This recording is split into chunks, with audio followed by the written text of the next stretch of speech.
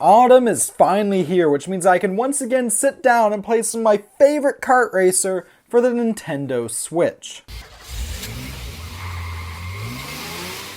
Whoa.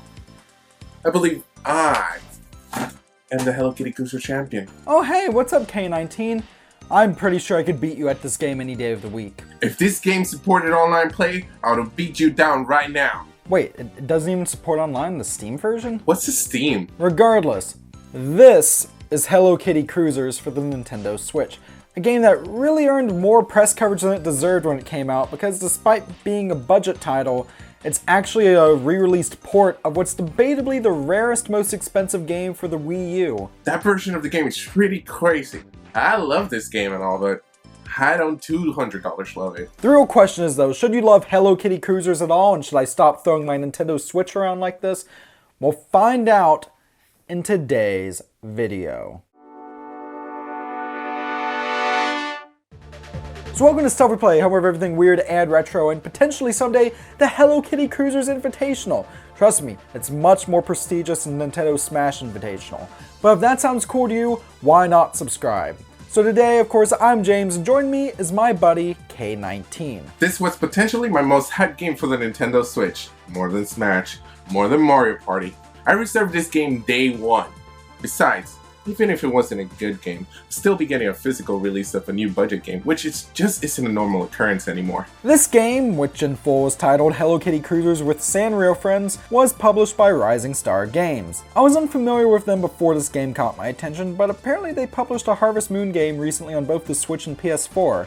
Okay. Also weirdly enough, this title, as far as I can tell, is US and UK exclusive. I was hoping to maybe get a review copy of this game to have this review out when it was originally released, but it's just not out in Canada, and there's apparently no plans for it to come out up here. Wonder if that means this game is going to be a crown jewel for Canadian Switch collectors. I, as an American, can proudly treasure my copy, which I got from Amazon.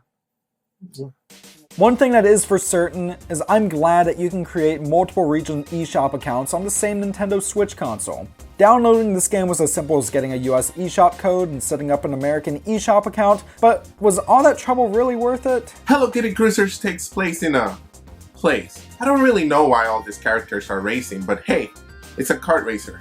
I'd expect it to be light on plot.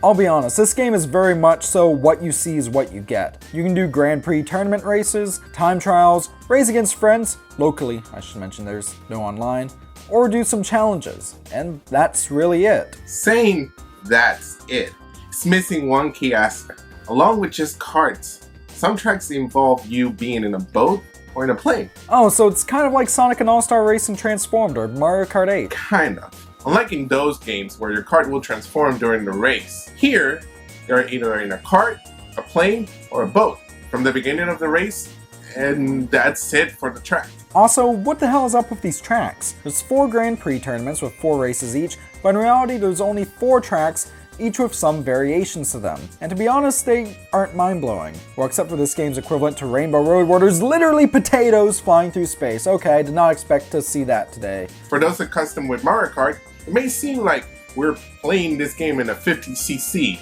You're likely desperately for us to go faster. Well, that's too bad, as this is the fastest you will go here. Also, am I the only one who finds the presentation a bit lackluster? Like, the music is fine, if a bit repetitive, but the graphics just aren't doing anything for me. Personally, I think this looks wonderful for a GameCube game. The game is definitely bright and vibrant for sure, but there's a fair share of graphical and even sound glitches. We aren't saying that a Hello Kitty racing game should have graphics comparable to a AAA first-party Nintendo title. We're just saying that it should look, well, good.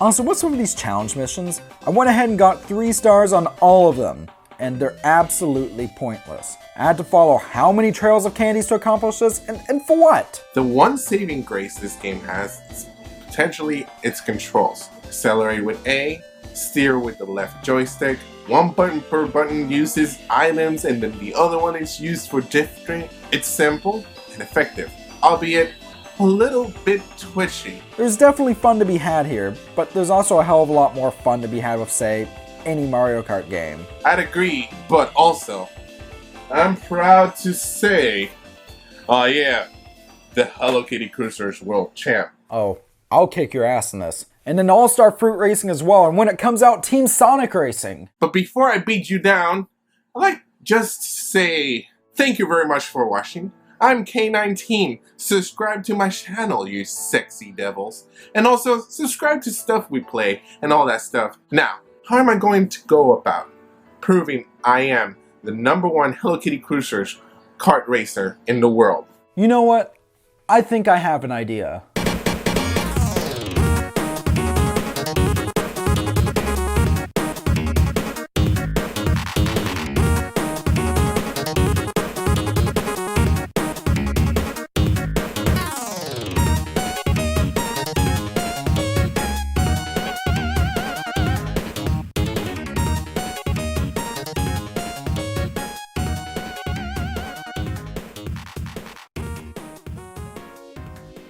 Oh, you sexy devils.